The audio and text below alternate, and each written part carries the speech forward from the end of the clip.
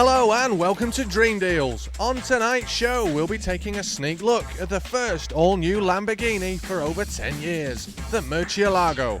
Plus, Richard Hammond will be seeing how Maserati's new 3200 GT Spider handles the twists and turns of the Italian hills.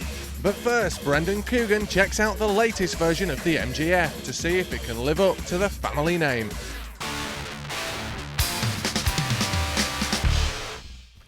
Say the word sports car to people and they get that certain look in their eye, that twinkle that says beauty, passion, performance, and most of all, fun and bags of it.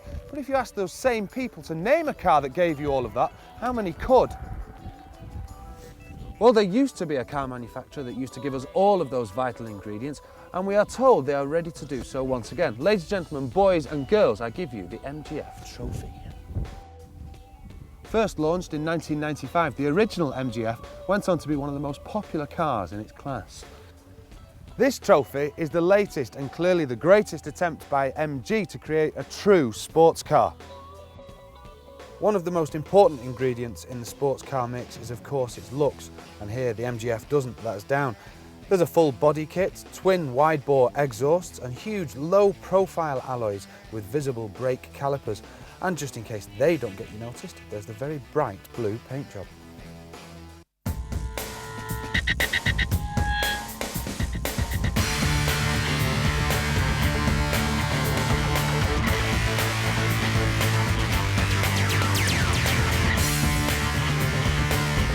Now, one of the things I love about this car is the sound.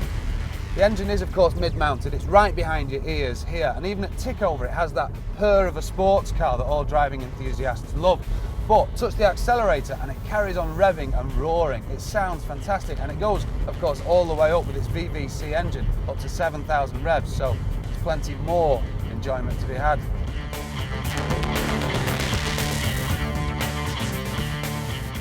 The MGF Trophy comes with a 1.8 K-Series VVC Rover engine. Power has been increased from 145 to 160 brake horsepower. This means that the 0 to 60 dash takes a shade under 7 seconds, while the top speed is 137 miles per hour.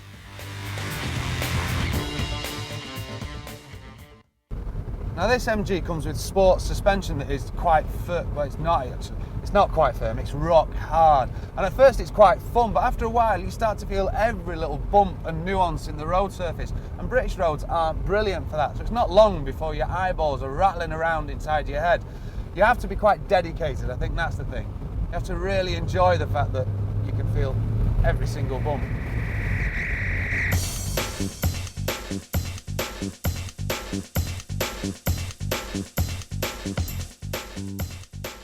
At a time when car manufacturers are striving all of the time to make their products safer, it seems odd that MG have taken ABS off the trophy. Their reasoning behind this is that they want the car to have a more true driving experience, closer to that of its sports cars, because of course they don't have ABS. And what they've done is replaced the ABS with huge 300mm front disc brakes. I don't know whether it works or not, but the car certainly stops. The switchgear and interior is cheap and nasty. All of this plastic is trying to look like graphite and aluminium, and of course it's not, it's plastic. It looks like it'd be more at home on a Maestro from the 80s rather than a 20 grand sports car. Sorry. Competition for sales in the roadster market is fierce, and at just under £21,000 the trophy isn't exactly cheap. A BMW Z3 with similar power is only £1,000 more, and while Mazda's classic MX-5 may only have 140 brake horsepower, it seems a snip at 18 grand. I have to admit, I didn't think I was going to enjoy this car, but enjoy it I have. You do get plenty more smiles per mile for your pound. They have got an image problem, MG, and they're addressing it slightly. I know it's an overused expression, it's a hairdresser's car, but the MG is. But it's a real driver's car as well. It's beautifully balanced, you can have fun at low mileage. That's the thing about cars like this and the MX-5. It means you can have great fun at 30, 40 miles an hour. Get onto a country lane and the MGF really performs.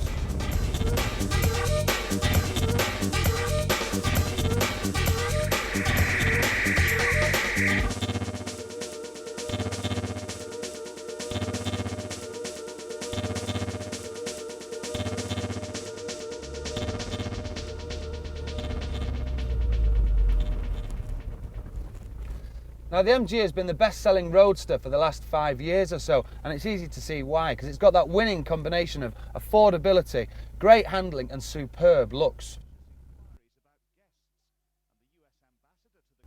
And unlike some of its competitors, it's got all the sporting history you associate with the MG badge. And so now with increased power and an even better sports setup, it makes the MG even more desirable than ever.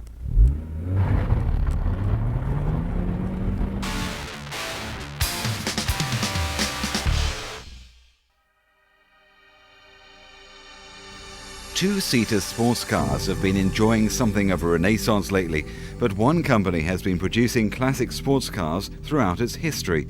Even today, their cars of the 60s and 70s are much sought after, providing affordable sports car ownership. Tonight, Dream Deals looks at buying, owning and maintaining an MG. The MGB is the classic British sports car that everybody wants. It's got classic timeless looks that'll never fade. Parts are easy to get hold of. It's an easy car to maintain. It has classic car insurance and a ready market if you ever come to sell it again. There's nothing that you cannot get for an MGB, and the popularity of it has gone on from generation to generation because of that. MGs became popular when they were taken over by BMC in the 50s, and they started making them for a mass market, particularly in the States. The first sports car was the MGA, which was the first one to sell 1 million, and then they built on that success to build the MGB we have here. MG built on the success of the MGA with the MGB. It came out in 1962, and to give more spread to the model range, they decided to build the GT as well in 1965. They're all based on the same structure. There's no separate chassis, it's a monocoque structure, and it used the MG running gear that they already had from the other BMC cars. It's a very simple car, there's not much to go wrong with it. It was powerful for its day, although it's not powerful compared with modern cars. And it's a very easy car to run and maintain because of its simplicity.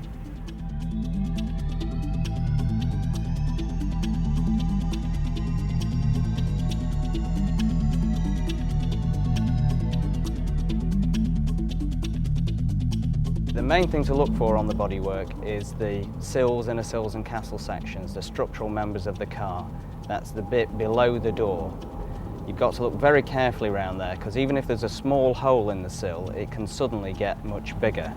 And you start off repairing a small hole and then end up rebuilding half the car. If you're not confident looking privately, then obviously the best place to go is to a specialised dealer. The specialised dealer has the advantage of knowing what he's looking at and will have checked the car out properly before you get your hands on it. You can pick up a bargain privately, but you can also pick up a nightmare if you're not careful. With all classic cars, the better value lies in the better cars, because you tend to get ones that people have spent far too much money on and can never get back.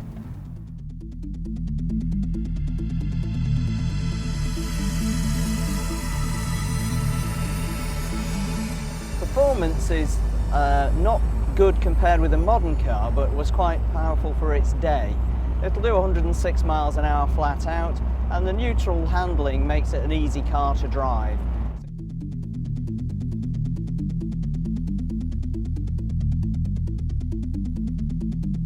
As you can see, the main difference between the MGB GT and the MGB Roadster is that this has a big tailgate.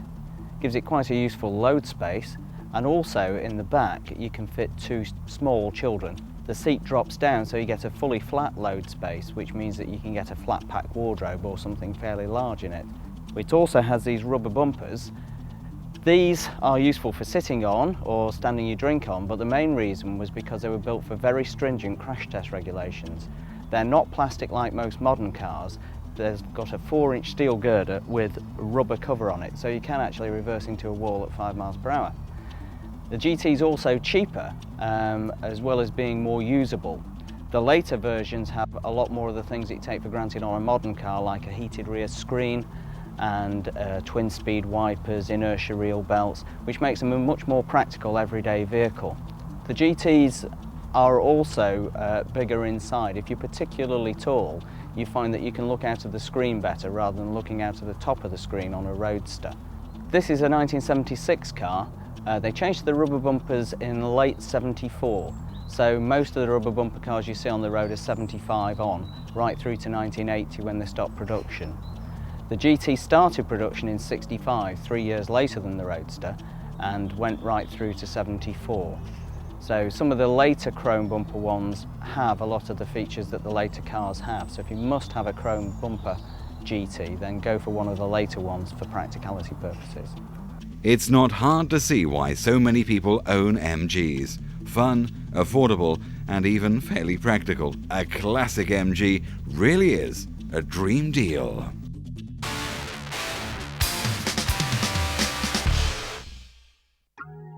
Well, that's it for part one, but join us after the break when we'll be seeing just how good the new Maserati Spider is.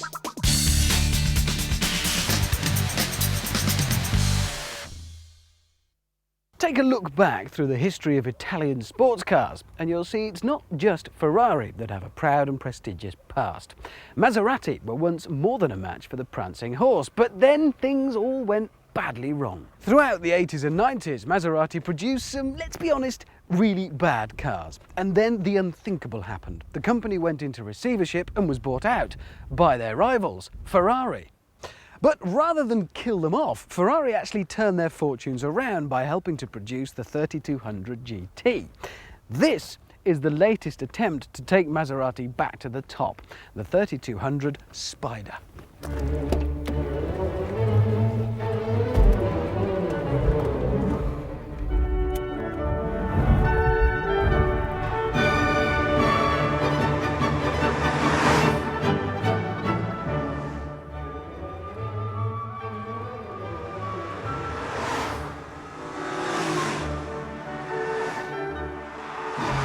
Maserati say that the Spider is their first proper car, if you like, in their rebirth, and Ferrari have had a lot to do with this. Compared to the 3200 GT Coupe, the car on which the Spider is based, it's got an entirely new engine and drivetrain, and Ferrari have had a lot of involvement in that. And the result is superb. The engine produces the best part of 400 brake horsepower, 0 to 60 in about 5 seconds, but that's only part of the story, because you've got to add into that equation the torque, which is endless in any gear, and the sound, which is magnificent.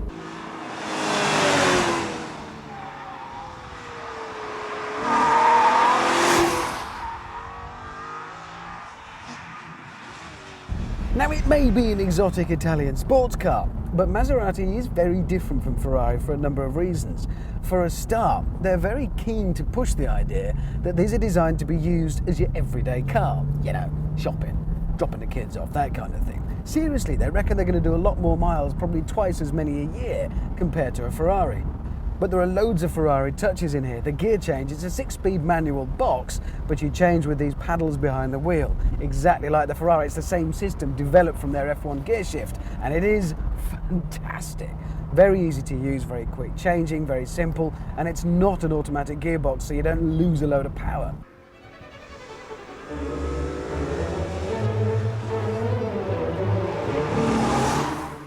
Performance, as you would expect, is impressive. Powering the Spider is an all-new 4.2-litre V8, which is capable of pushing the car from 0 to 60 in under 5 seconds, and, should you desire, onto a top speed of 176 miles an hour. That's very, very fast. Not only does the new Spider handle and perform well, it also looks stunning. Unlike many soft tops, the Spider isn't just a coupe with a roof chopped off. In fact, the car's wheelbase has been shortened by 220mm. This and other strengthening additions increase the car's overall torsional strength. Basically, that means a more composed and solid ride.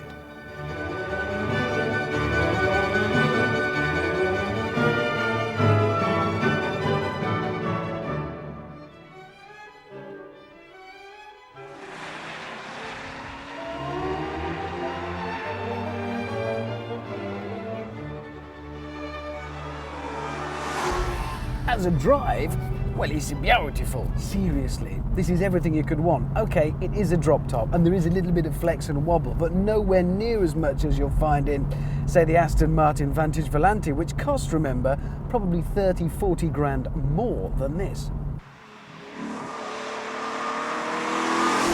God damn, I'm feeling sophisticated. You do, it's that kind of experience. Something about driving, well, it's a Maserati, isn't it? It's got to be special. It feels fabulous. There's a real sense of occasion. It is, despite being rare and exotic and very expensive, a car to be driven pretty hard. It's actually quite flattering. Some cars are genuinely difficult to drive very fast. I find this thing actually makes you a bit quicker than you really are. It makes you look good. How very Italian. The 3200 GT Spider is due to go on sale in the UK in December, and it'll cost upwards of £70,000. Standard equipment will include, though, an onboard computer with satellite navigation and a voice-activated mobile phone system, all very handy for those long trips across the continent.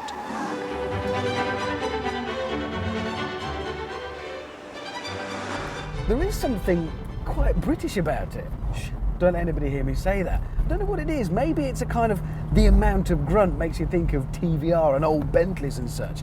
And it's rather sturdy, solid looks. It's a very reassuring car and really quite gentlemanly in an Italian kind of way.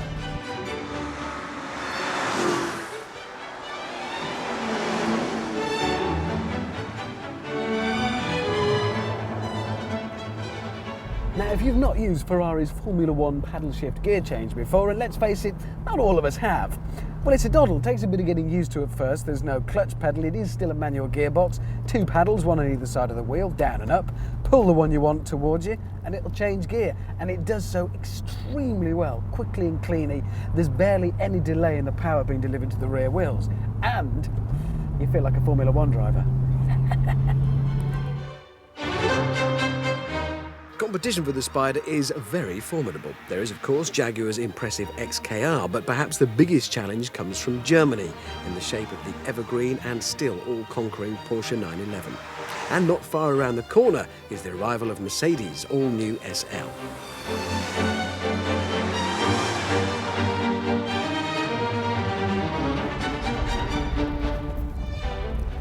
Now let's face it, Ferrari was never going to have the company produce a car to take on the 360, but what they have done is make a car to take on the Porsche 911. It looks and handles beautifully, it sounds glorious, and perhaps most importantly of all, it's got the right name. It looks like Maserati might just be back.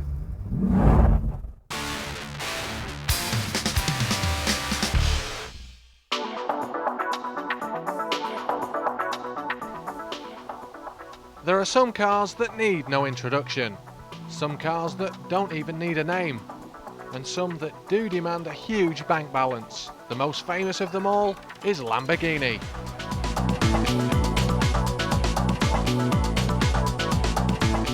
Since the launch of the Diablo 11 years ago, Lamborghini has had a turbulent time, but now owned by Audi, things are looking up, and the Murcielago is Lamborghini's latest model.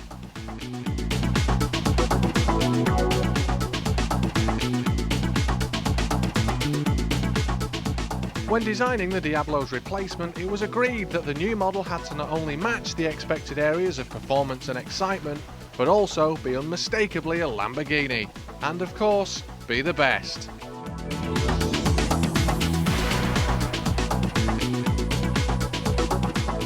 Performance, as you would expect, is phenomenal. Under the bonnet is 580 brake horsepower, 6.2 V12 engine. With power going through all 4 wheels, the Murcielago is, if you're on the track of course, capable of taking you to 60 in around 3.8 seconds, and onto a top speed in excess of 205 miles an hour.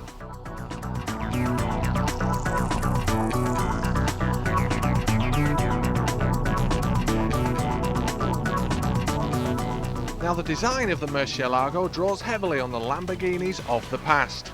There is the wedge shape of the Countach, the sensual tension of the Miura, and the dramatic proportions of the Diablo. But perhaps the new car's biggest influence comes from a more unusual source: fighter planes.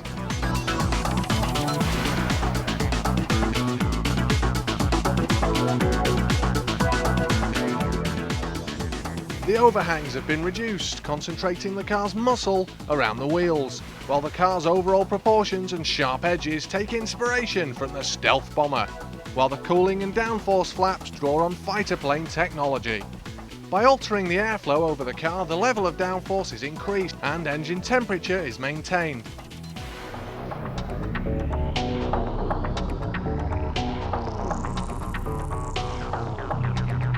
The car's chassis is based on a tubular frame. Many of the structural parts are made of carbon fibre with the aim to increase overall stiffness. On the outside, the majority of the external panels are made of carbon fibre as well, with the exception of the steel roof and door panels. Overall, this creates a strong but light frame, helping to improve the car's performance.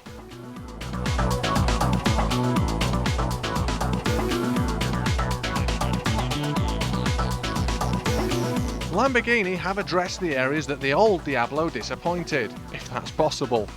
Overall drivability has been improved thanks to a lighter clutch and gear shift, plus there's been an increase in head and legroom, which all in all should make the new Murcielago a better all-round performer.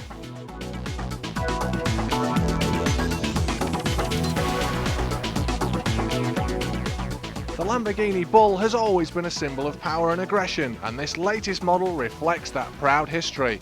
But one thing that's not Bull is you'll need a big wallet to buy one. Prices are expected to be around 140 grand.